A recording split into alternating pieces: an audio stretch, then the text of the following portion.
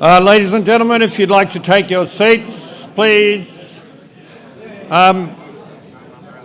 Very warm welcome to our leading edge event tonight. We are streaming, so welcome to all of those joining us from afar. We have tossed a coin. The batting order will be, as you see it on the screen.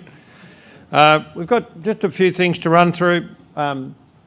Firstly, we have been reorganising the mining club very successfully, and I'm pleased to say that we've had some big changes, and we've got quite a good team happening now. And thankfully, I don't have to be here for every event, which was nice last month because I was actually on holidays. And so, you know, Johnny Mack and Will Jeffries have been standing in.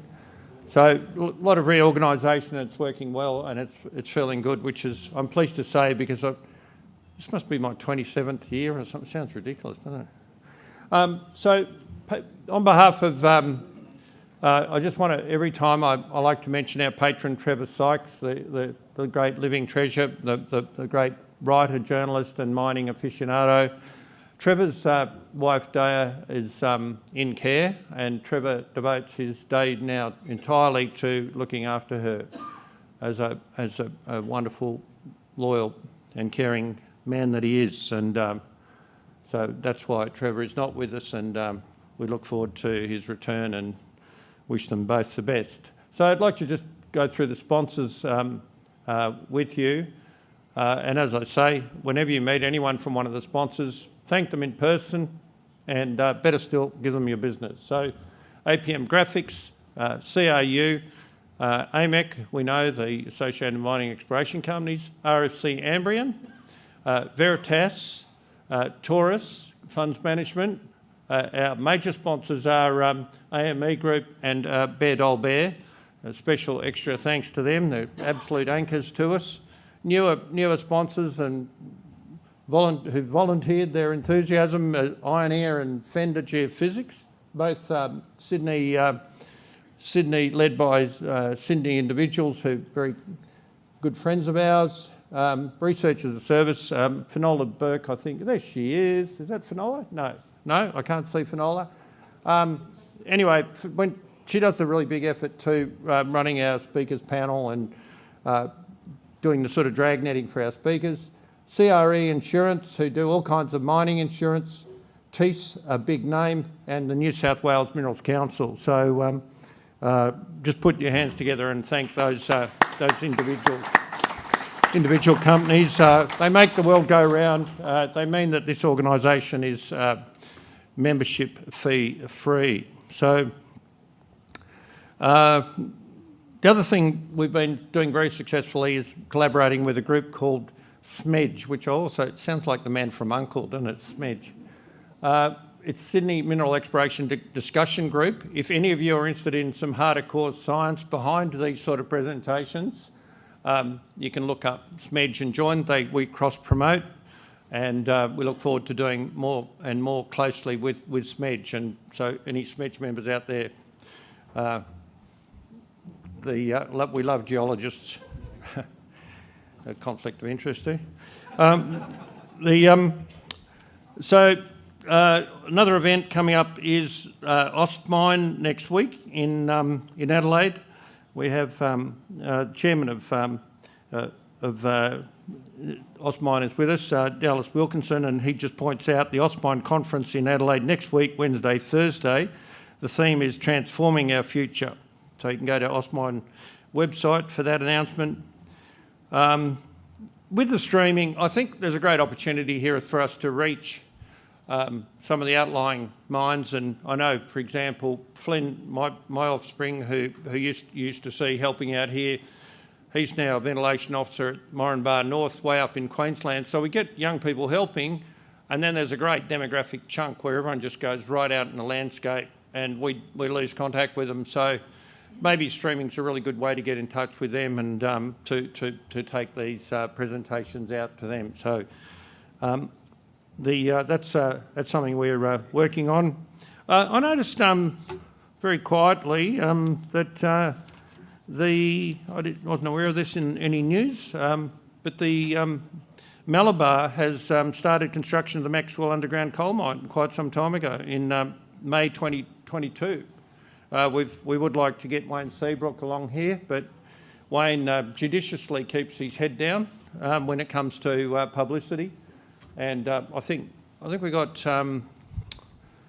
Paul Flynn from Whitehaven next month, so I expect we're going to have some protesters outside because we all know how bad coal is, even though the country runs on it. I was actually thinking I might get one of those little sales trays and go around selling superglue outside while they're protesting, and walk around and get it on camera. You know, the chairman of the Sydney Mining Club offers protesters superglue. I thought, you know, they deserve a good stunt, don't they?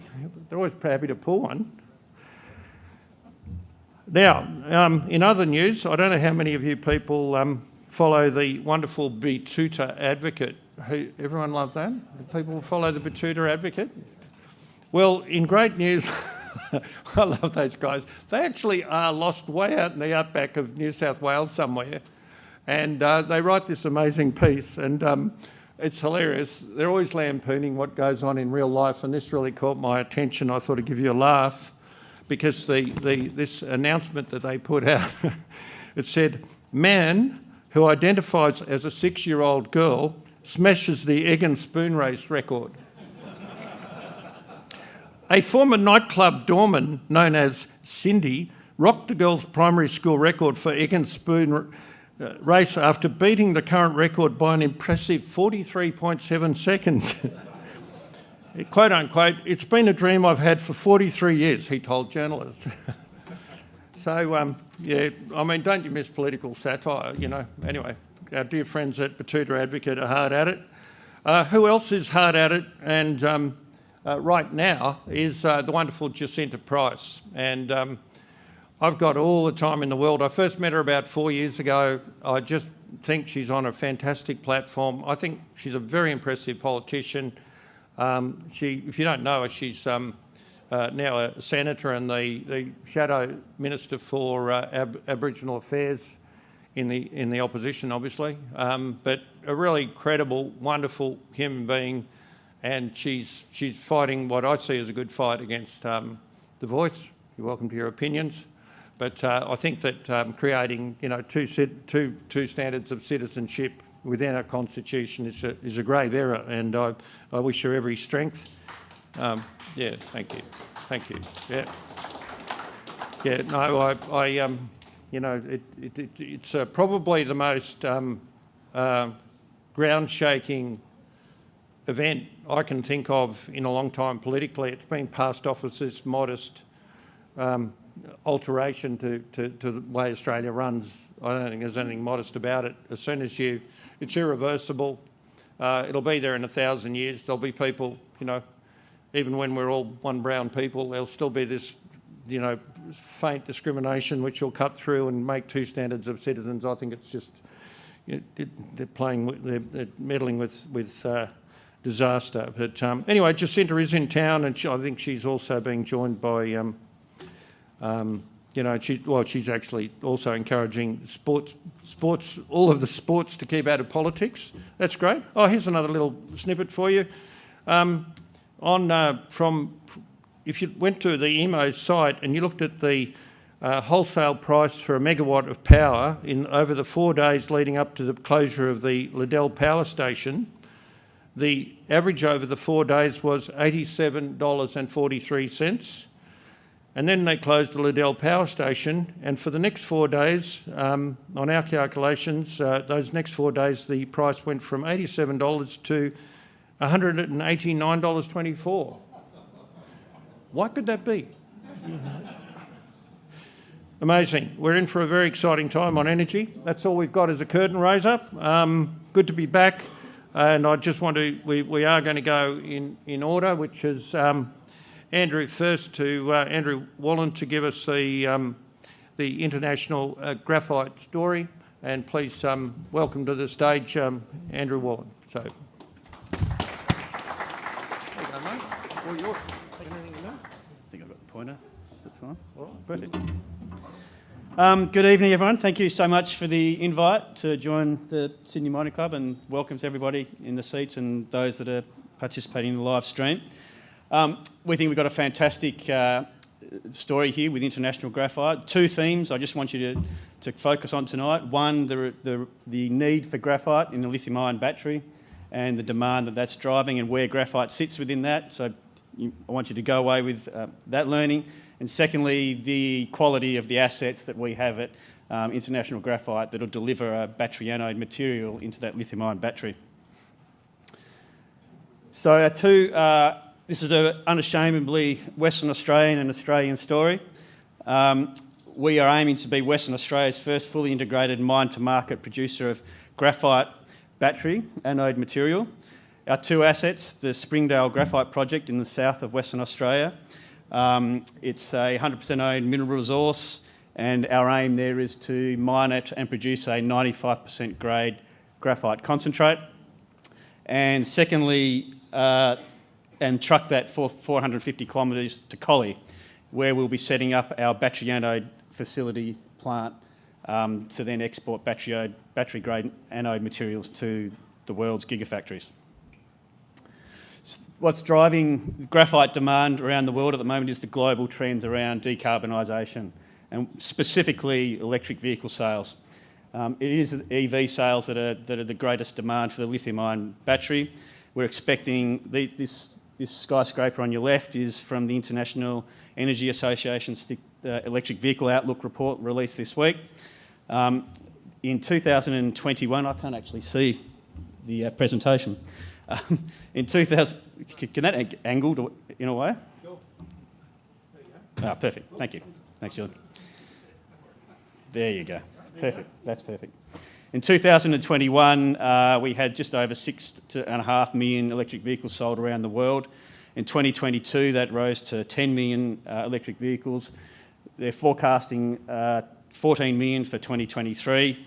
To meet some of the desires of governments in Europe and North America to decarbonise by 2025, that number will rise to 20 to 25 million electric vehicles per annum, and then that'll double by 2030 to meet the stated policy goals of government. So that's a 13 times increase in the electric vehicle market in 10 years from 2020. So why is that important for graphite? Because graphite dominates the lithium-ion battery anode. That's irrespective of the cathode composition. So you'll hear a lot about lithium-ion battery chemistry, and primarily what they're talking about is the chemistry of the cathode. Graphite itself makes up 95% of the anode of a lithium-ion battery. So in perspective of a 75 kilowatt motor vehicle, which is roughly a standard sedan, you're looking at 66 kilograms of graphite required in the lithium-ion battery. So that's 30% of 35% by weight of the lithium-ion batteries made up of graphite. And put that in perspective, that's up to 10 times, can be up to 10 times the amount of graphite compared to lithium that's required. So in terms of, if you want to take away a rule of thumb, 1 kilogram of graphite is required for 1 kilowatt hour of output of energy for an electric vehicle. So go back a slide and think about 40 million electric vehicles on the road, sorry, not on the road. Think about 40 million electric vehicles being produced per annum by 2030. You can certainly multiply out the amount of graphite that's required for a lithium-ion battery. And it's not just a graphite story. Clearly, therefore, the amount of critical minerals required across the battery complex is significant. So the world needs new mines, and it needs new anode capacity, and it needs new graphite mines. The figure there in the middle, 18 times more graphite supply by 2030 to meet that electric vehicle lithium-ion battery demand, and another order of magnitude by 2040. Those statistics have come from the International Energy Association. Benchmark Intelligence forecast 97 new natural flake graphite mines will be required by 2035. So that's the demand side. So again, the takeaway for all that is graphite's critical to the lithium-ion battery. Just briefly before I get into the projects, the corporate structure of International Graphite. We have 165 million shares in issue. We listed back in April of last year. We have a market cap of $38 million. 24% of the stock is owned by Comet Resources. They were the vendor of the Springdale Graphite project, which I'll get to in a moment. We have about 41% of the stock tied up in the board and management, and the vast majority of that is under a 2-year escrow, come out in April of next year. So the Springdale Graphite project, we think we're developing a high quality graphite project here over in Western Australia. Now, the interesting thing about graphite is it can be as complex as you want it to be, but it also can be quite simple depending on the market you're trying to target. The Springdale Graphite project is perfectly suited for the battery anode market because it's a fine product. You'll hear presentations, and you would have done for the last 10 years, about the battery market and the sought-after products of jumbo and coarse flake graphite. They have their market. The particular market that we're focused on is the battery anode market, and it's the only market that we're focused on because the nature of the deposit is fine, and therefore it suits itself perfectly for that particular market. We acquired this as part of our listing process last April, and what we acquired was a resource of 15 million tonnes at 6%, which included a high-grade component of 2.6 million tonnes at 17.5% TGC. It's 100% owned. It's on cleared agricultural land, so we coexist with the farming community. It's 30 kilometres to the south of Ravensthorpe Nickel Mine, 30 or 40 kilometres to the south of Mount Catlin lithium mine, so it's a well-known mining jurisdiction that coexists very well with farming communities. The drilling so far has been extremely shallow. It's in oxide material. The test work done on it that we inherited showed that it was a fine flake and it was suitable to conventional flotation and perfect for battery anodes, as evidenced by test work that was undertaken in Germany. In the last 12 months, we've drilled 20,465 metres of RC and diamond drilling to add to the 7,900 metres that the previous owners drilled. That blue aeromagnetic survey might be one of the best assets in the company. What you see there is, in white, the conductor anomalies that the graphite mineralisation is presenting. The mineral resource we acquired was in the yellow hockey stick right in the middle there, and that yellow blob just to the south. We've gone and drilled a target called Far West, a target called Central, a target called South, and a target called Mason Bay. We've only scratched the surface. Everywhere we've drilled, we've encountered graphite mineralisation. We have 10,000 samples in the assay lab just at the moment. We expect to get them back in the next 6 weeks.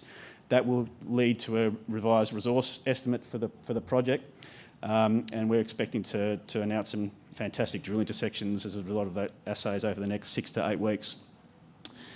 We have done additional flotation test work on some of the ground to the east, based on some RC chip samples, and that has shown itself to be completely consistent with the mineralisation within the existing mineral resource, and it floated well and produced a 95% plus graphite concentrate. So we're very excited about the whole ground that we hold, and that there's extremely strong prospectivity there for additional mineral resources, and that it is all of a consistent mineralogy that will feed well into a conventional flotation circuit and ultimately be amenable to battery anode materials. That's a cross-section from within the mineral resource, 2 cross-sections. I won't go into details of the grades. You can do that. This presentation is on the ASX platform as of this morning, so you can digest some of the information at your leisure. The critical piece of that is it's all drilled to about 75 to 100 metres. It's all in oxide rock, and so it has significant advantages for us when we get to mining.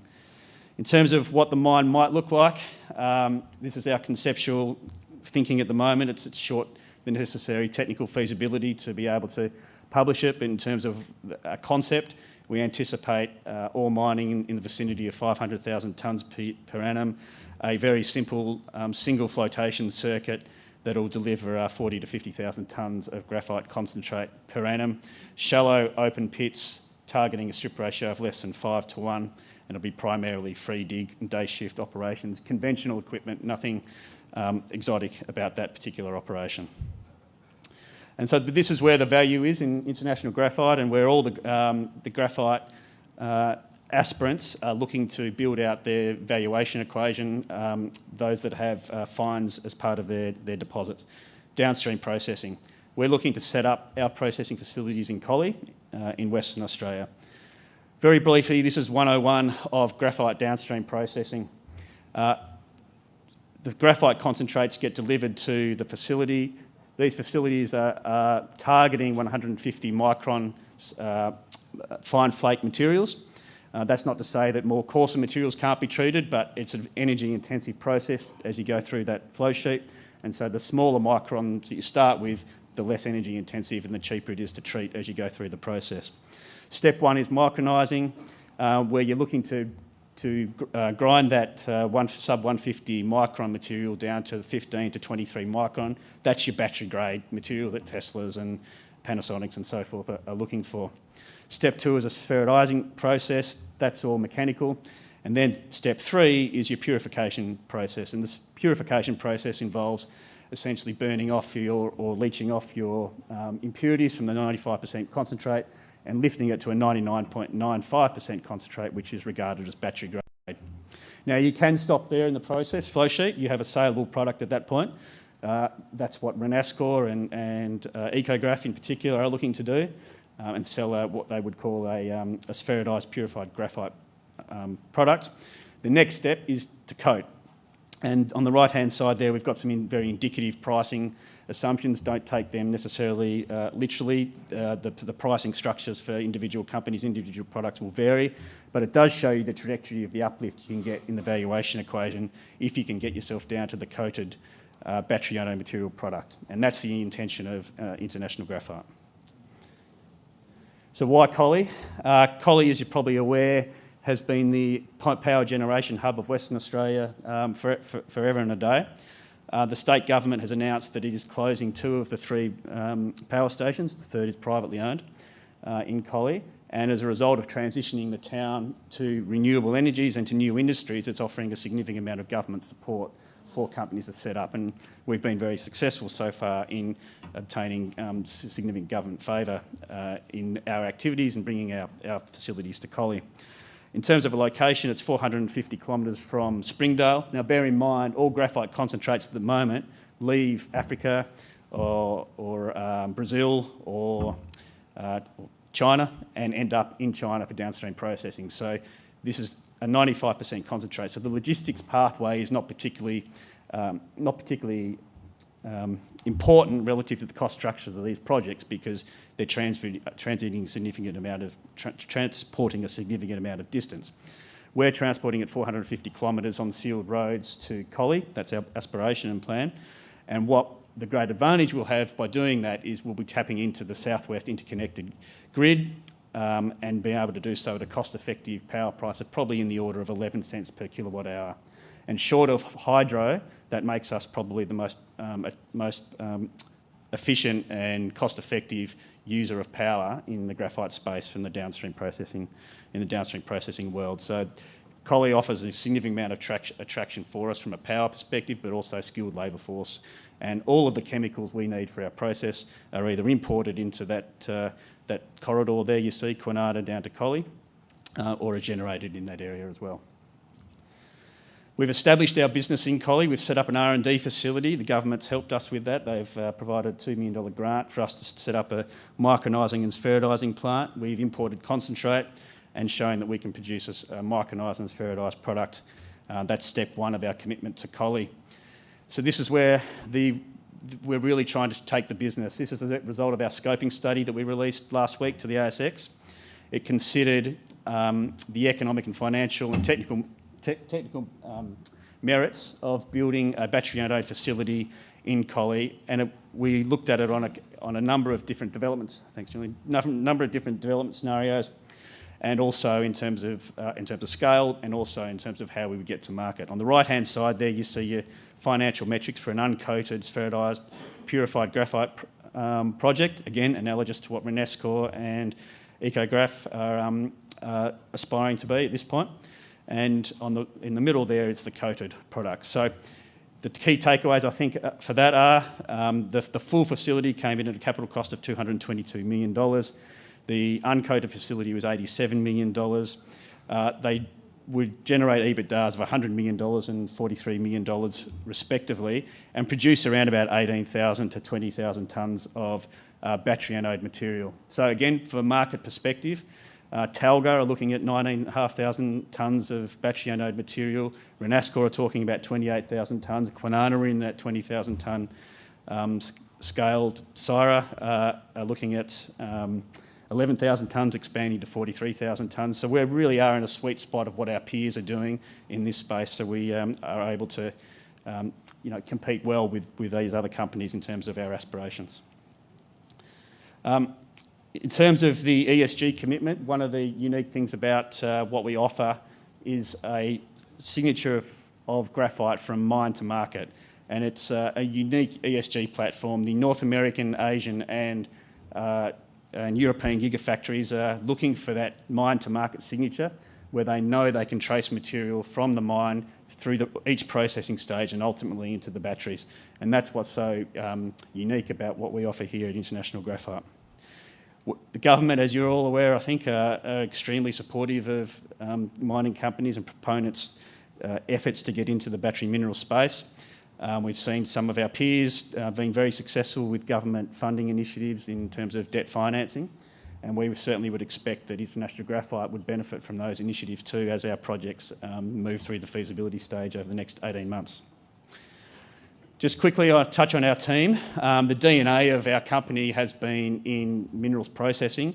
The reason we came at the graphite space from a downstream processing perspective is because most of those individuals in that chart, who are probably well known to many of the graphite proponents out there, have worked on almost all of the development stage graphite projects in Africa and in Australia over the past 10 to 15 years. And that's what led us to the understanding of the markets collectively that we have and how we saw the opportunity in downstream processing to assist graphite concentrates getting to the battery anode. So we do have the team, I think, that's very capable of executing the projects we have in our books. In terms of what's in the immediate agenda, stay tuned for ex-Springdale resource and exploration drilling results. As I said, there's 10,000 samples currently within the assay labs looking to be released to market. We will have a revised mineral resource estimate for Springdale.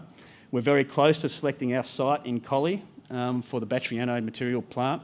As I said, power is a key driver of that site selection. We anticipate being metres from the poles and wires that will connect us to the grid, and so that will benefit us obviously in power generation and transmission. We have a micronising facility qualification plant as part of our further R&D activities arriving in Collie in June, July. That's a $1.4 million commitment that the company made to research and development and continuing process development. We'll have mine planning and ore estimation, ore reserve estimation studies out later this year. Bulk concentrates are being prepared for further downstream processing, and we anticipate having some news over the next 3 to 6 months on government support for further activities we're doing in Collie in particular. So I'd just like to close by reiterating some of the key themes for you. Graphite, it's absolutely essential for electric vehicles, the lithium-ion battery and the global decarbonisation efforts. It's inevitable there'll be supply deficits. There's simply no way that the demand can be met by the existing mining, existing mines, so the world needs new mines. Unashamedly, we're Western Australian, the right assets, the best mining jurisdiction in the world in which to locate your facilities. We've got a high calibre team, a very supportive government and communities, and we're aiming to capture the entire value chain through the graphite cycle. So we think this is a very rare opportunity, a high value opportunity for global participants in the electrification of the world economies, and we think it's a great investment opportunity for you. So on that note, thanks very much for your time.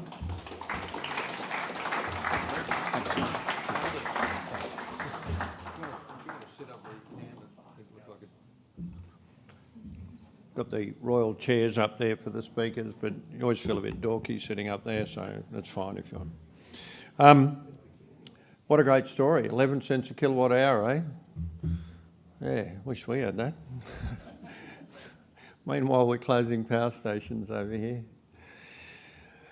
Anyway, don't let me get depressed. Look, you've thrown down the gauntlet. We've got another great sales pitch coming up. Julian Stevens next, and to tell us the Sovereign Metals Limited story. So please put your hands together for Julian. All good, mate? You need anything, time or anything? Everything's on this these days, mate. Thank you. Now for something completely different. This sovereign has discovered what is a really unique minerals deposit in Malawi, in southern Africa. A very interesting mineral association in having rutile and graphite together in this deposit. Rutile is a high-grade titanium mineral, and graphite, obviously, we know all about from the previous presentation. So what have we discovered here? Well, a giant deposit of two critical minerals. It's the world's largest natural rutile deposit and the second largest flake deposit in the world. Both minerals are critical to the world's economy and decarbonisation efforts. Natural rutile is currently in significant supply deficit, and graphite is projected to be in supply deficit very shortly. A little bit about rutile. I know this is a graphite session, but these minerals are intimately associated together in this deposit, and it is really a dual commodity deposit. So I'll just talk a little bit about rutile. So this market is completely supply constrained at the moment by available supply. You may have heard of a couple of rutile companies, but Sierra Rutile specifically. Many of the current rutile deposits in the world, well, rutile is produced as a byproduct from them. Supply is really constrained from these deposits, and demand, I should really put a demand line on this graph, but current demand for rutile would probably be about 1 million tonnes. And when this project could come into production, probably something like 1.2, 1.3 million tonnes, say in 2025, 26. And you can see that supply absolutely drops off a cliff. So we know we've had significant off-taker interest, and in fact we've got numerous MOUs for supply of natural rutile because of this situation right here. No other natural rutile deposits have really been discovered in the last 50 years, and for that reason there's really limited supply coming on. Natural graphite, well, that was mainly covered in the previous talk, but let's just have a quick look. In about 2035, demand for natural graphite will be about 7 million tonnes, and at the moment only about 1 million tonnes being used. So 7-fold increase in demand for natural graphite over the next 10 to 12 years or so. So this deposit in Malawi called Kasia is a true giant, and it's the first ever of this eluvial mineralisation style containing rutile and graphite. So eluvial, don't get confused with alluvial. What does eluvial mean? Eluvial means it's formed by weathering processes, and it is not a placer deposit like your traditional sands. So it's not a sand. What we had here was a hard rock containing some graphite and some rutile. It's been weathered over millions of years. I'm sorry for those non-geologists here. I won't get too heavy into this, but that process has led the rutile to be concentrated near surface, and the graphite is concentrated a little bit deeper. So we have a really thin layer of high-grade rutile overlaying this graphite at depth.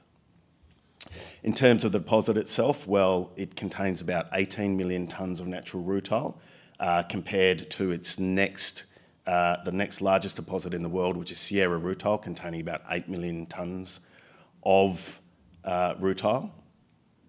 And in terms of flake graphite, at the moment it's the second largest flake graphite deposit in the world at 24 million tonnes, compared to Syrah Resources over the border in Mozambique at about 146 million tonnes. Graphite occurs in broad association with rutile here. The Kasia graphite's highly crystalline and is of high purity, both important features for use in this emerging market and emerging economy in lithium-ion batteries. And this is a thin section here, basically a photograph taken under a microscope of this material. On the left-hand side, you can see the crystalline, coarse crystalline graphite, and on the right-hand side, you can see the rutile labelled RT there. Just in terms of scale, that's about 1 millimetre across. So you can see the intimate association of these minerals in this deposit. So the deposit itself is huge. In fact, the deposit is probably more aptly described as a province of rutile and graphite here. It's 1.8 billion tonnes of material, all within about 20 metres from surface. It stretches over about 25 kilometres by 15 kilometres, or around 200 square kilometre surface footprint. So huge. High grade, here's the resource here. We've got about 1.2 million tonnes, billion tonnes I should say. That was a bit of a faux pas. At about 1% rutile and at about 1.5% graphite. The rutile's concentrated near the surface, and graphite's higher grade as we get towards the deeper depths. So the top two figures here, these are cross sections. The top two figures here show the high grade strip of rutile of about 4 or 5 metres thick at the surface, going down into more moderate grades of rutile, and then the bottom cross section here is coloured by graphite. So you see graphite's depleted near surface, and where you have those hot colours, the magenta and red, below, we're seeing grades of 5 to 10% in some of those lower areas, so highly enriching graphite in those areas. We'll have to mine these minerals together and produce the rutile and graphite products from them. So again, really unique in that we have two critical minerals in a single deposit. We've got high grade, high specification, highly crystalline rutile here, really clean as you can see in the photograph there, and also highly crystalline rutile, graphite I should say, at 96%, producing 96% carbon graphite products here. So in terms of processing, well, this is soft material, so it's all soft, friable, nothing cemented at all. It will be mined by hydro mining, so high-powered water monitors, slurried and pumped to a plant for processing. This will be processed via, firstly, a typical mineral sands flow sheet, producing a heavy mineral concentrate, and from those spirals in that, or from the gravity process there, we're able to take off what we call a light mineral concentrate, or LMC, and that light mineral concentrate contains the graphite. That light mineral concentrate then will go through a traditional graphite flotation plant. So essentially two traditional processing methods, bolted together. So conventional processing here.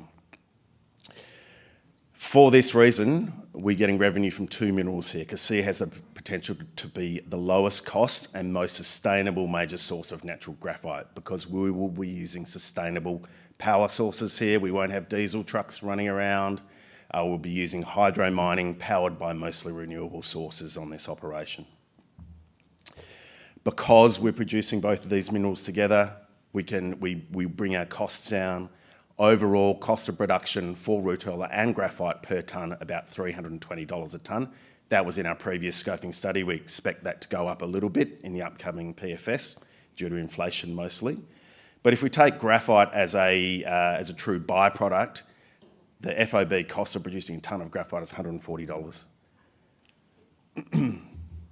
So let's have a look at our processing here.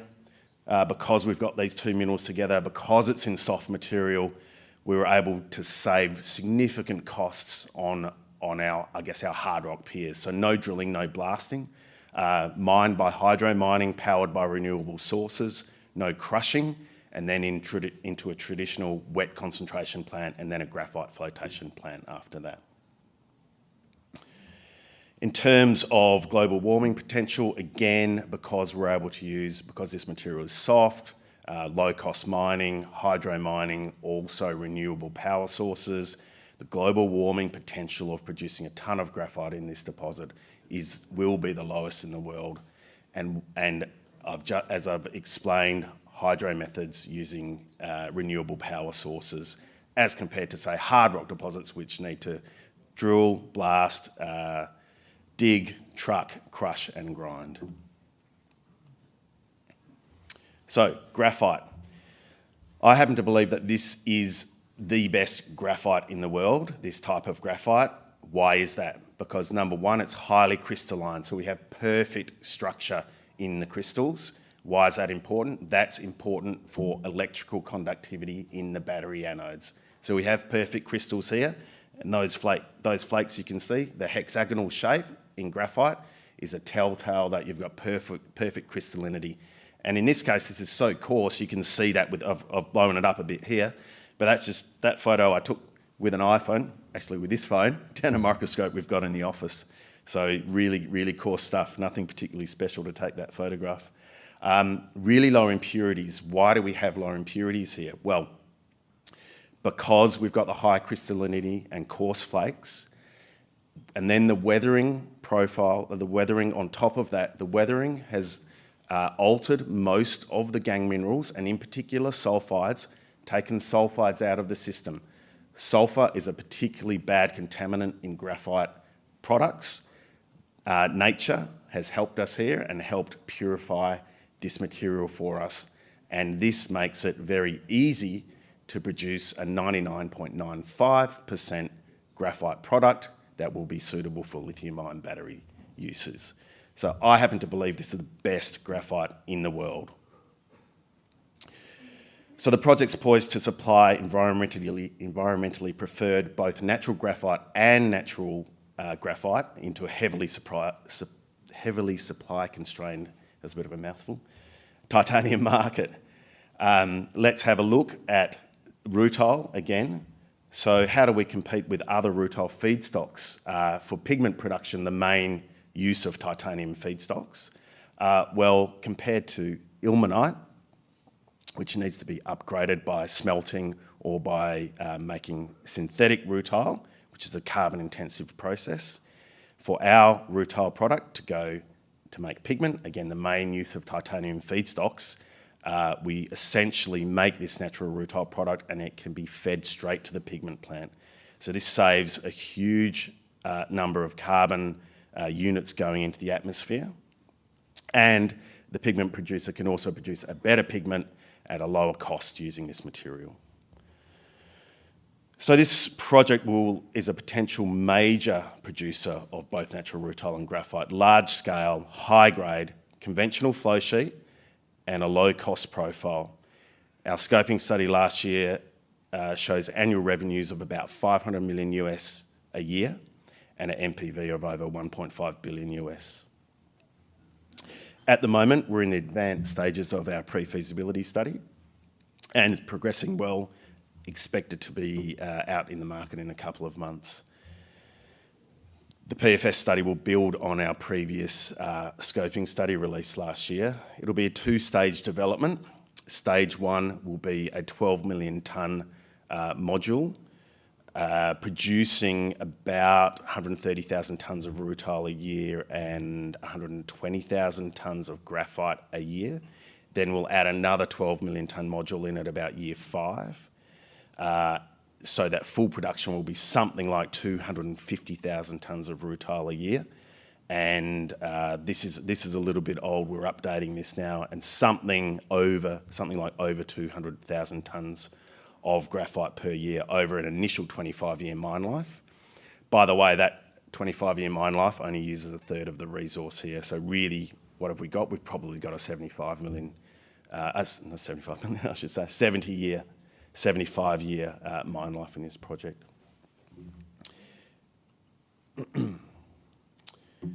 So critical minerals from the warm heart of Africa, as Malawi is known. It's the world's largest natural rutile deposit. In fact, over 2 times the size of its nearest peer, being Sierra Rutile, and the second largest flake graphite resource in the world. So a multi-generational project here with tier 1 critical minerals being produced. A true giant deposit. Low cost, large scale, with simple and conventional processing flow sheets, positioned to become a dominant producer in the rutile market. In fact, it will be the largest rutile producer in the world at full production, filling that big supply gap that I previously spoke about. Exceptional economics, a low carbon operation, producing low carbon in use products. So that natural rutile going to the pigment, mainly to the pigment market, and being able to reduce the carbon footprint of the titanium pigment market, and natural graphite obviously going to the lithium-ion anode market and into those EVs, etc. In terms of the products themselves, well, they're both best in class. So high specification graphite and high specification rutile and we've attracted significant end user interest, and that sort of culminated, well, recently in a number of rutile MOUs for product offtake. So we're targeting a net zero carbon project here using renewable power sources, a combination of the grid, which in Malawi is hydro grid, so hydro dams, and adding some solar and batteries to that. Low carbon in use, critical mineral products, natural rutile and graphite. Thank you very much.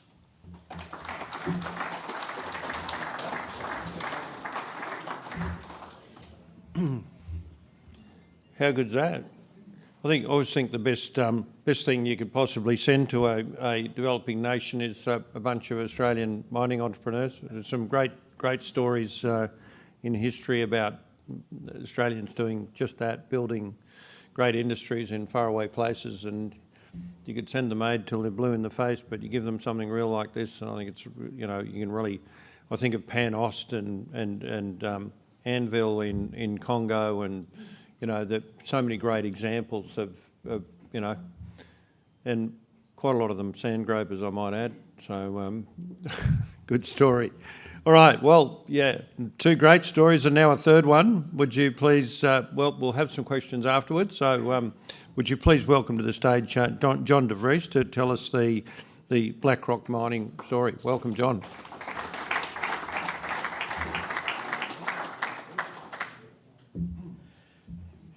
I took a bit of a punt earlier today. I edited out all the slides I had to do with how big the graphite market was going to be and how it went into EVs. I think it was a good call. So thank you, my two previous speakers. You've done a lot of the heavy lifting for me. I joined BlackRock in 2017. And what drove us in 2017 was a belief, two key beliefs in the business, and that is if you're going to have an upstream and a downstream business, the upstream business must be profitable and investable in its own right. And simplicity beats the hell out of complexity every day. So the two things that drove us where we've gone on the journey with Mahenge. Mahenge at the moment is what I call pre-finance. We hope to turn it post-finance in the not too distant future, but we're at that stage now where we're getting pretty excited about where we sit with the project. So if you're going to build a graphite project, a couple of things you need to get right. Firstly, it needs to be a tier 1 project. A good ore body always helps a good story. We are ranked number 2 globally in reserves, and we're ranked number 4 in resources. Now, critically, that size isn't everything. You need to be at the bottom of the cost curve if you're going to be sustainable. You need to be option rich. We're doing a 4-module approach, and you need to be sustainable over the long term. Mahenge kicks all those goals. Next thing you need to do is actually have somebody who wants to buy your stuff. Graphite is not an LME commodity. It's an industrial mineral, which means it's peer-to-peer sales. So we can talk a lot about, I've got a lot of graphite, and which you might have, but you need a graphite that somebody wants to buy. And we have gone through an enormous qualification process with POSCO. POSCO is the biggest anode producer outside of China, and POSCO have stepped in and own about 12% of the company, life of mine offtake for Module 1, and standing in there for a prepay of $10 million. So what we have is customer validation. We have the biggest anode producer outside of China prepared to put their brand to our product and put it into EVs. Critical issue. We have all the key government agreements in place. So as far as we're concerned, we're signature ready. We've got the environmental permits, we've got the free carried interest resolved, we've got everything we need, and we've got everything the bankers need to be comfortable to fund the project. And critically, because we do have offtake, we do have the permits in place, we're in a position to have a conversation around a debt process, and I see Team ICAs in the audience here, and they've done an amazing amount of heavy lifting over the last year and a half to get us ready to be in this position. On top of that, a lot of upside here where we are today, 150, 130 mil market cap. If we can execute, this thing's worth $1.5 billion. So there's a lot of upside, but it's about joining the pieces of the puzzle together. People behind it, Crooksy couldn't be here tonight. He sends his regards. But between Crooksy, Ian Murray and myself, there's about 100 years of experience in the resources industry. That is, these are miners who know how to build mines. Ditto for our executive team.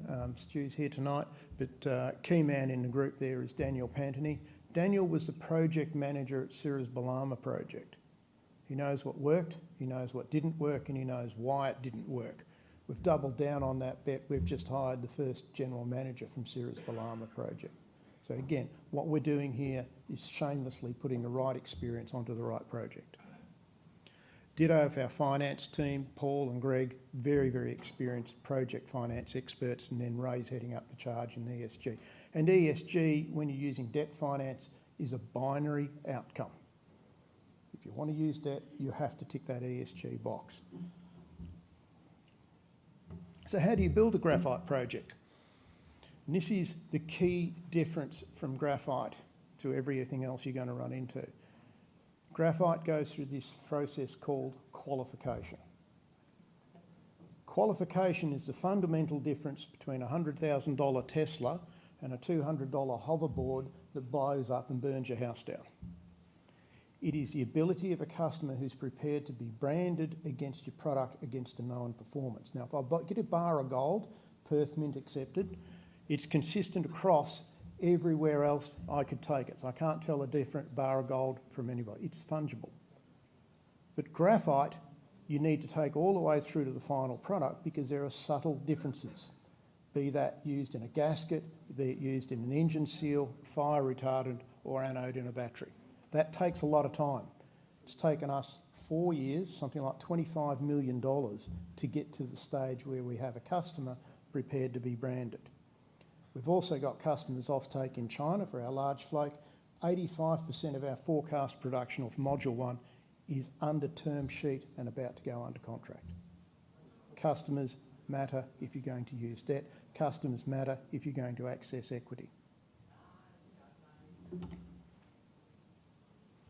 So why does Mahenge work? Well, it's a unique combination of geology, which gives us a revenue line. It's a unique combination of geography, which gives us a cost line.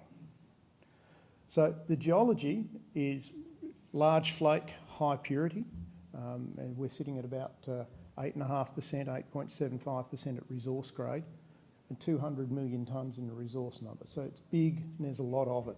The beautiful thing for us is it pokes out of the ground, so we have a 0.5 to 1 strip ratio for the whole life of the mine, and the first 10 years we're actually hauling downhill to the plant. So it works very well from that perspective. But it's the geography that matters here.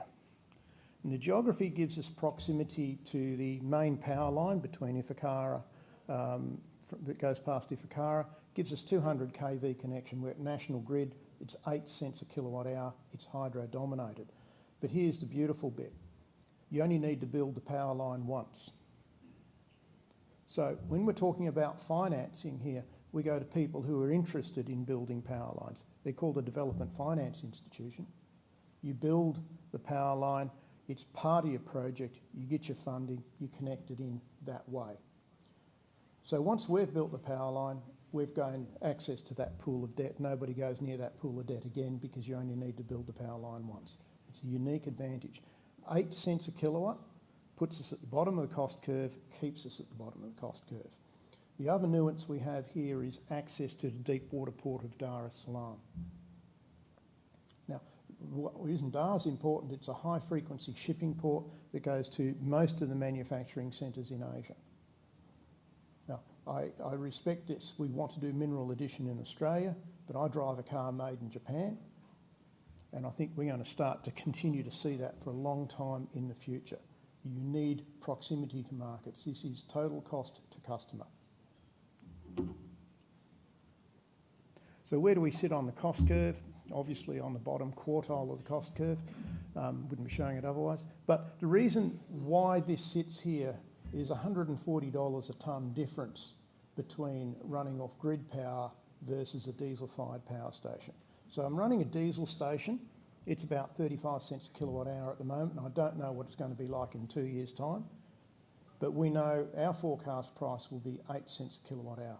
That's what drives the difference here. So it's sustainably locking us in at the bottom of the cost curve. Critically, with hydro credits, which begins to matter in your terminal markets in the US and in Europe. ESG is a really interesting thing because I'm talking to an audience that owns coal mines and probably has strong views around ESG. So it cuts both ways. To me, I see ESG as very similar to the safety case. And our safety case is an inward-looking measure. It's where we try minimise risks within our business. I see ESG as minimising risks that are outfacing the business. So it comes to our permitting, it comes to our community, it comes to our ability to sustain operations. Now we've got a couple of key advantages here. Low strip ratio mine, it's compact. I can squeeze this whole thing in 20 square kilometres. We're using dry stacking. Very, very important in Africa, particularly when you have a wet season. Last thing you want to do is have an enormous reservoir capturing water. Dominated by hydro, we're using rail connection down to the port. So we tick a lot of the structural things. Critically, we have completed compensation for people who are going to be affected by the project. So everybody in the project area has had their compensation check. And all we really need to do now is build the resettlement village, and we can start moving people out of the project area. The core project area is already open for access. So as soon as we're funded, we can start works. Final part of the ESG is the relationship we have with the government. We have a free carried interest provision. Now, that sounds pretty bad if you're sitting here from an investor perspective. Where I'm sitting from a business in Tanzania, what it means is it aligns the interests of the nation with the interests of the investor. So we've gone from a really strong headwind to a really strong tailwind in terms of being able to get things done in Tanzania. It also plays extremely well in the finance side where people turn around and say, well, what is the risk? And the risk is probably the government pushing too hard to get things done. It's a nice change. So how do we put this thing together? When we started back here in 2018, we put together the strategy, which was build one module, 1 million tonne a year, cash flow to module 2, 3 and 4. There are two core reasons for that. And core reason one is we didn't want to put out too much product out at any one point, so we'd kill the price points in the market. The second reason was when we started looking at the capital footprint, 1 million tonne a year, there was a step curve there. Once you went over 1 million tonne a year, this thing took off in terms of price. So we kept it 1 million tonne a year, but to put that into an analogue, using our basket price, 1 million tonne a year is like an ounce of gold. We're doing about 95,000 ounces a year, and that only cost us 182 million to build. But at that price, we're bringing in $3 of revenue for every dollar of cost. Now, that is our material in a bag as an upstream business. I don't need to make anode to make the business work. Obviously, 26 years, and over 26 years, we use about a third of the resource.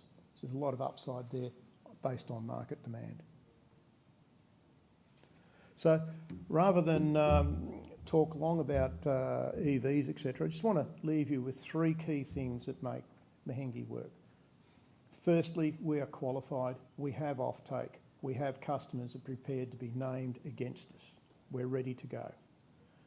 We're at the bottom of the cost curve because we've got access to hydropower. That's sustainable in the long term and makes a heck of a difference. And finally, our basket composition is only 1/3 fines, 2/3 flake.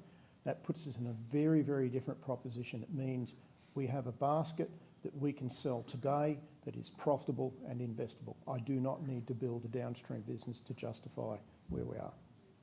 Thank you very much.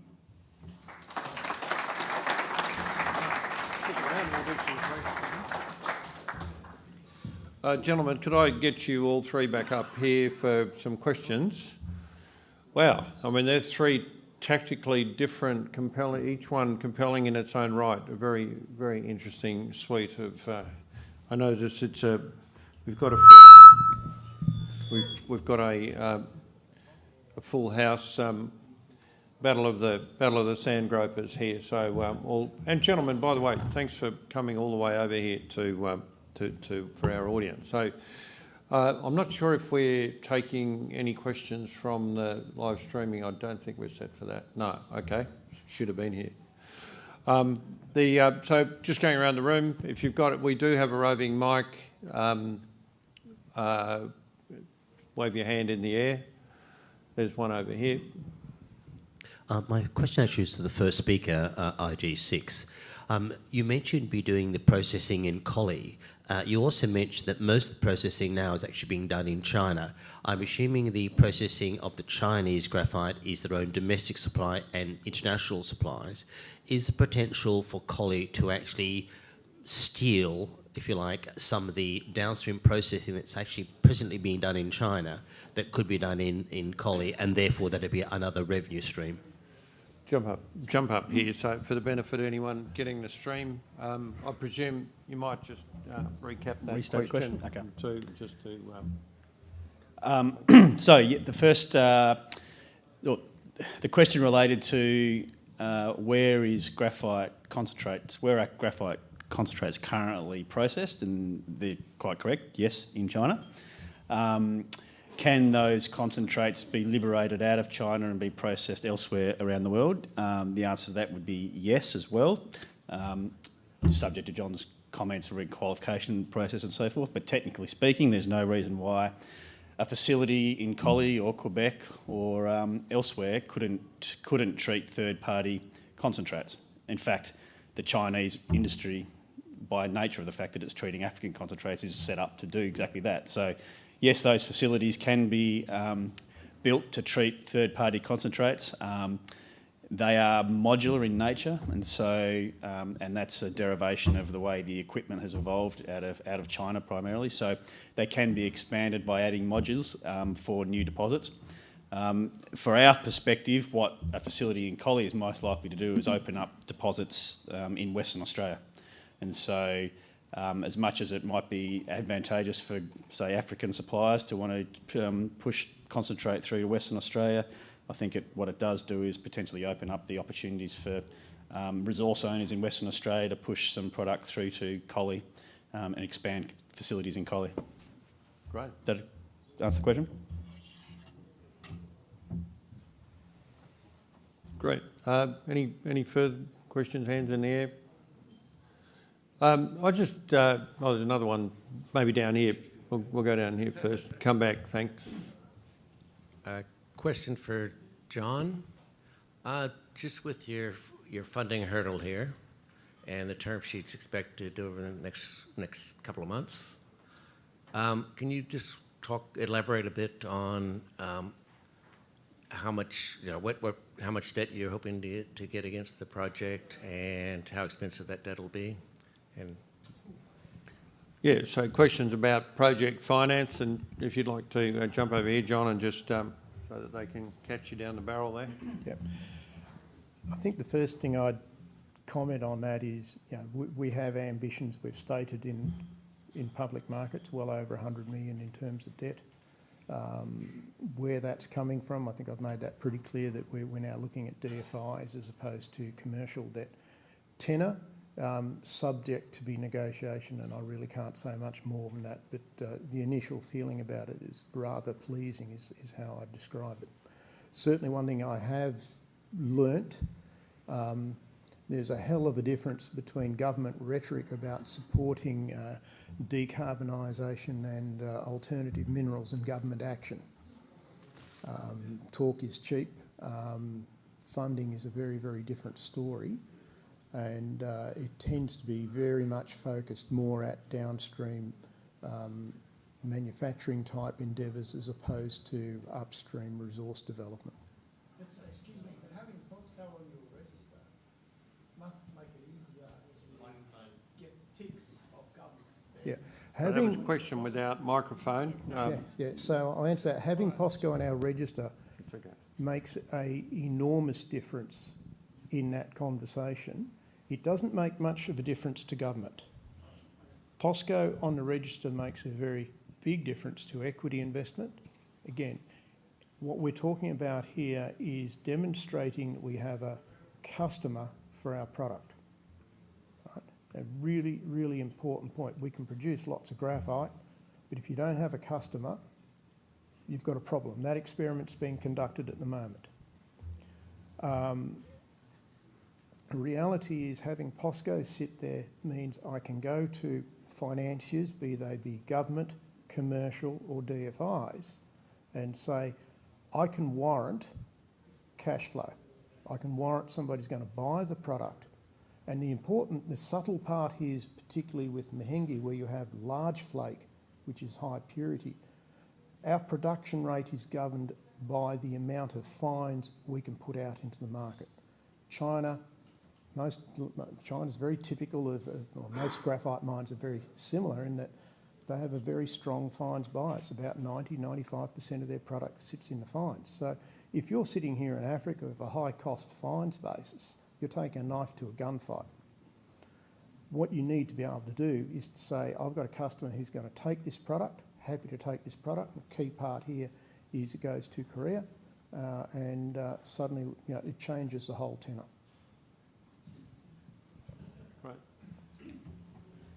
Actually, the same gentleman. The most I knew about Malawi was the two great Australians from Malawi, as you're probably aware, Kate and Bronte Campbell are Malawians. That actually leads me to my next question, which is the upside of Western Australia. It's the topic of sovereign risk. We often hear about a particular company making an understanding, an MOU with an existing government. There's a change of government within that country, and that MOU with the previous government is of little value. How would you address sovereign risk for the gentleman from Malawi and from Tanzania, which is perhaps a sovereign risk concern that would not apply to IG6 from Western Australia? Oh, there you go. Welcome to Sydney. Yeah, they're like this all the time. Yeah, we'll take you one by one, eh? We'll leave out Western Australia, we know all about that. I'll rub salt in the wounds now. It's not as hard as a new coal mine in New South Wales. But nothing is. I look at sovereign risk as being a subset of development risk. Right? If I want low sovereign risk, I go to a jurisdiction like California, Montana, British Columbia, Victoria. And I know I'm going to have a project in 50 years' time. I've done nothing on it, but it'll still be there. So to me, sovereign risk is about managing expectations out of government. What we've done in Tanzania is, yes, we signed a framework agreement with the minister, which, as you say, is peer-to-peer. It's subject to review because I signed it with the minister. What we did with the special mining licence is actually an instrument from Cabinet, that is whole of government. Now, you might turn around and say, yes, you might have done something inappropriate to get a minister to sign, but we don't have a balance sheet to get a whole damn government to sign. So what we've been able to do with this mining licence is lock in our conditions. In fact, you could probably think of the special mining licence as being a pseudo-stabilisation agreement. Because that's really what it is. It talks about our rights, it talks about our obligations, it talks about the government's rights and the government's obligations. So actually, it's a pretty good instrument. Yeah, good answer.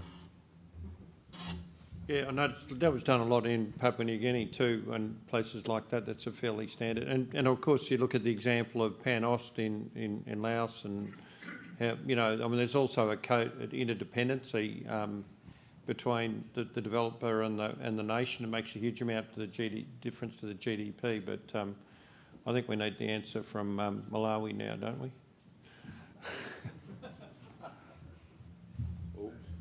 We're not quite as advanced as our friends in Tanzania, but what I will say about Malawi is the government has shown very strong support to all the advanced and advancing mineral exploration and or mining companies in Malawi. They all government agencies we come across and work with have provided significant support, and the government has and is promoting mining as one of its three important pillars to develop its economy there. And stable democracy, is it? I don't know.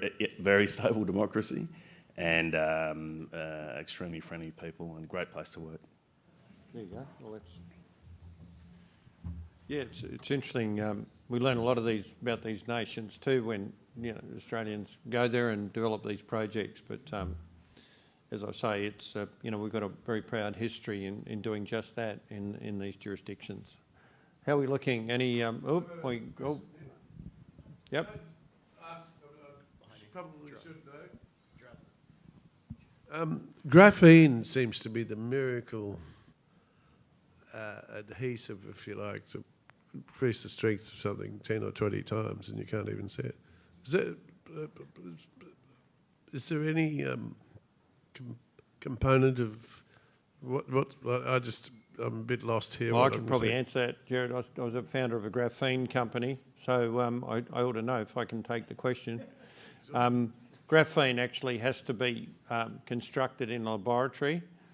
Graphite, graphene, for anyone who doesn't know, is carbon 1 atom thick, which is like a very difficult, technically it's difficult to create, but it is hyper strong. So you could literally, if you could have a sheet of it, it's hard to make in larger sheets, but if you had a sheet that big, you could hold a baby in it and you'd barely even see this stuff. It's a phenomenal material. In terms of the graphite producers, there's such a small volume, like you could cover every screen in the world with like 2 or 3 kilos of graphite if you could reduce it to graphene, because it's only 1 molecule thick. So it's really just an IP exercise and a technology exercise. We had to go through this in the graphene company because it was like we had to stop and think, were we a consumer? All the graphite we needed we could buy down at Selby's down the road, it lasted us, we didn't even actually worry about the supply, because the trick was to do that magic laboratory stuff that actually makes the carbon be only one atom thick. It's funky stuff. In the end, the company was absorbed elsewhere, and it didn't. We really never found our way. I was just a sort of bystanding founder, but it's an amazing material, but it's a bit like flubber. It's amazing, but what do you do with it, right? It does have some very specific applications, but it's very early up, and we actually floundered. I can be frank about it now because we've moved on, but we floundered in finding that how to do it, how to find our economic opportunity. So was that better than any answer you guys would have given? Yeah, great. Okay, thank you. My Thank pleasure. you. Okay, just for all three of you, I'm not even from Western Australia, and I got the answer. are there any, is it Ukraine or any of these other countries, are there any looming targets? I don't think anyone in this room knew that Ukraine had the 3rd largest iron ore reserves in the world until the outbreak. But is there any other countries that could threatening to be coming up and competing? Well, I know Sri Lanka's one, but if you don't mind, okay. You want to? Yeah, you'd take that. And just end the question, and we'll go to this one afterwards. So the graphite industry really it's really dominated by China. So natural graphite production and downstream production, so producing purified spheronised graphite.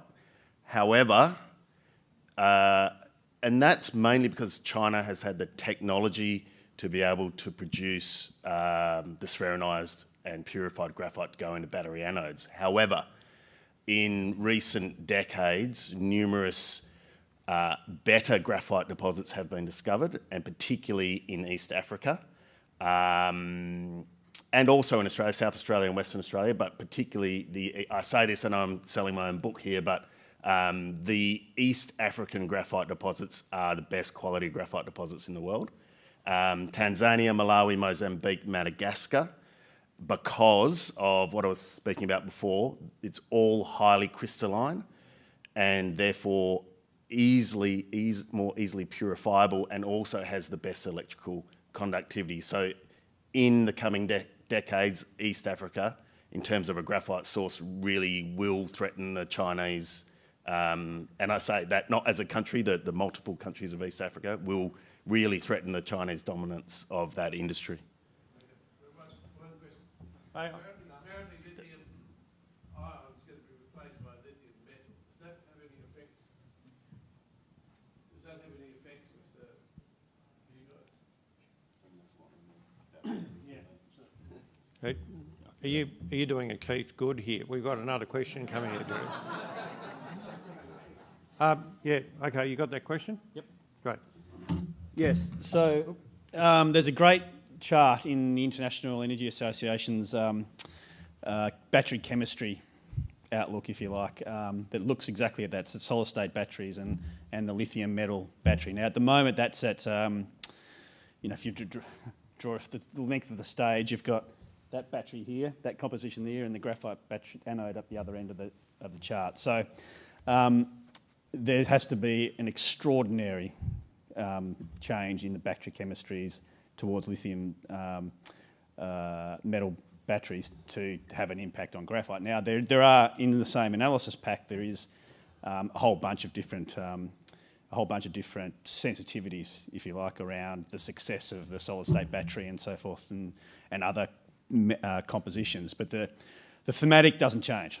Right? There's so much raw materials required to meet any of these batteries and the electric vehicles that, their forecasts are going to be wrong. That's the only certainty in those forecasts. But if we're debating whether it's 10 times or 8 times, we're missing the point, because it's that growth. It's phenomenal. Yeah, good answer. Yeah. Hey, Gerard, that would be 4 questions. We only allow 3. Hello.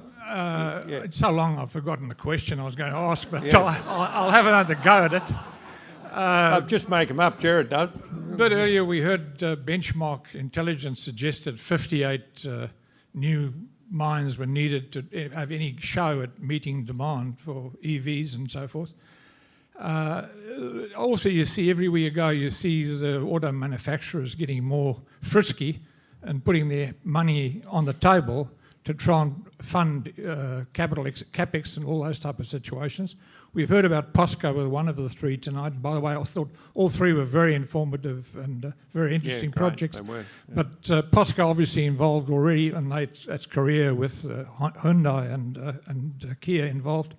But it seems that there's going to be a lot of knocking on doors as far as the auto manufacturers are concerned, because graphite, to me, and I'm writing a book on the subject of energy in Australia, and graphite to me is the most critical mineral as far as shortage is concerned in this whole EV battery issue. And I would expect a lot of activity with the auto manufacturers regarding people like we've got on the stage tonight. Any comments? Okay, is that the question? Any comments? Okay, well, this guy just really pumped up your tyres, gentlemen. I think he's done a wonderful job. Yeah, love that, and it's dead right. It's just a blazingly obvious observation. So thanks. Who'd like to? Yeah, okay, we got one response. You're all welcome to one. We'll make that the last question unless somebody's absolutely desperate and they're not sitting over there. We'll take one more here with Murray Hutton after these guys have all had a crack at it. I agree with the observation that when you put 2 and 2 together, they should equal 4, and you wonder what's going on with the EV manufacturers. I guess there are 2 observations I draw here. Firstly, this is not a decarbonisation theme. This is an energy security theme. And if you really get into the hearts and minds of this is about, we don't want to run out of petrol for our cars. I'll just plug it into a solar panel. It's an infinite solution. That's the first thing. The second thing, the auto manufacturers and indeed the whole industry hasn't woken up to yet is Mahenge graphite is going to be very different to Sovereign's graphite, which is going to be different to EV6's graphite. You need to qualify it. You back calculate the chemistry of your battery to the raw material you're putting into it. That takes 4 years. So suddenly we're going to go, oh dear, we've run out of graphite, not a problem, let's turn on a graphite mine. Not that easy. or you're going to end up with a whole bunch of hoverboard incidents of cars blowing up, which we just don't want. So it's actually, this qualification is a monumental barrier to entry. It's a monumental barrier to get over, particularly if you're a junior company and you have to go out, shape the tin, raise the cash, do the work and hope the hell it works out right, because it may not. So there are massive barriers to entry in this, around this qualification, and I think that's something the auto guys have not woken up to. Right, you fine? Yeah, good answer. Yeah, if you do it in New South Wales, we'll guarantee you at least 8 years to get a mine going here, so that'll give you. Where was that? Murray Hutton, please. We'll make, unless, yeah, I think we're good now. Murray Hutton from Geos Mining. Thanks to all three of you for good presentations, and you've convinced me that the future of mining is looking very black. Now, to have 3 sand gropers come over here to Sydney can only mean one thing: you need money. Now, I know I don't look it, but I'm actually a eccentric billionaire and I've got loads of cash and I want to put it into a graphite producer. So if you could all 3 put on your gladiator kits and convince me why I should put my hard-earned cash into your company and not the others. Yeah. Right. When you're listening, Murray. Look, there's a challenge. It's a fun challenge, boys. What do you reckon? Have a crack? 1 minute each, and then we'll wrap it up. We've got some really nice We've got some really nice gifts for you after that. So we'll run out Murray's game and then we'll say thank you. So fire away. 1 minute. I can do it much quicker. So it's not my style to be critical of other companies. I don't think that does the industry any good whatsoever, and I won't start a practice here. What I will say in graphite is you don't have to pick a winner. There is so much demand required to meet the projections that are out there for lithium-ion battery and electric vehicles that you get the benefit of being able to pick different companies at the different stage of the evolution and match up their value to where someone else is on the development curve, and look to see if you can find the uplift through that investment. So I'd encourage you to spend your money across a number of graphite companies, not just one individual one.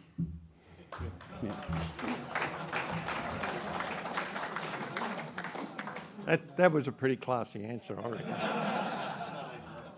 You guys don't have to speak. Yeah. Right, okay, come on, play the game, come on.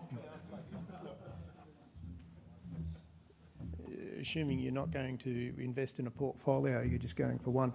The fundamental value proposition for us is we have customer validation. Don't trust me, trust my customers. That's it. There you go.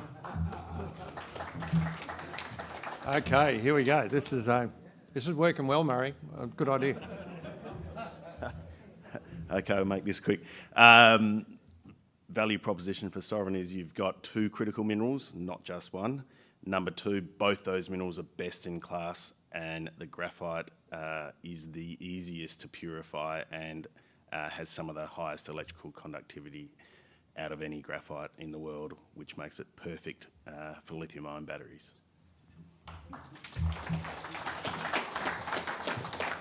Yeah, no, you've obviously just got to split it 3 ways, I reckon, Murray. Yeah, no, half a bill each, yeah. Yeah, take them all, you can afford to take all 3 companies over and merge them and call them Hutton Graphite. Anyway, gentlemen, look, great to finish on a fun note. We have an absolutely amazing gift for you, which is a flag. It's not the West Australian secession flag, but it could be, because it is actually, we could regard it as the people's flag. It doesn't belong to the CFMEU, even though they drape it over all their building sites like a tea towel and give it a bad look. It is the wonderful Eureka flag, which has a proud history. Miners have died under this flag. It is the miners' flag, but it's also the people's flag, because it's about reminding government that it should never get too big for its boots, and it should never over-regulate, and it should never strangle enterprise of hard-working people. That's why we love the flag. It's been specially designed. It's our own Sydney. Thank you. It is the Sydney Mining Club design flag. We've gone right back to the original, and it's made out of the most hard-wearing, high-quality, high-tech material that you can get, and so I'd like to give each of you one.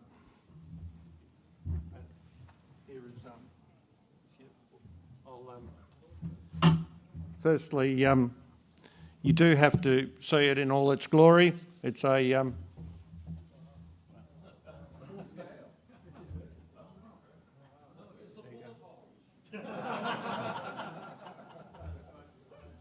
It's not allowed to touch the floor. It may never touch the ground. So on behalf of everybody and for your efforts, these are a beautifully made and well-deserved gift. So hang them proudly on your minds. They are not a CFMEU flag, they are the miners' flag. So well done. Please join me in thanking each of these gentlemen. Yeah, you're ex-Ballarat. Beautiful. Yeah, it's like, there we go. Wonderful. No, they're a great gift, and we are encouraging them to be flown as the miners' flags. So I'm pretty sure we've got Whitehaven up next month. Does anyone who's... Mike Herbert, thank you, Mike. There you are nodding. So, Paul Flynn from Haddam. God, hasn't that guy had a roller coaster of... his share price got down to about $1.60 or something, and he's back up rocketing and doing really well. So it'll be, he's always a great presentation. It is a lunch, so we will be having lunch right here, and book it out early, and we'll see you all next month. And thanks very much.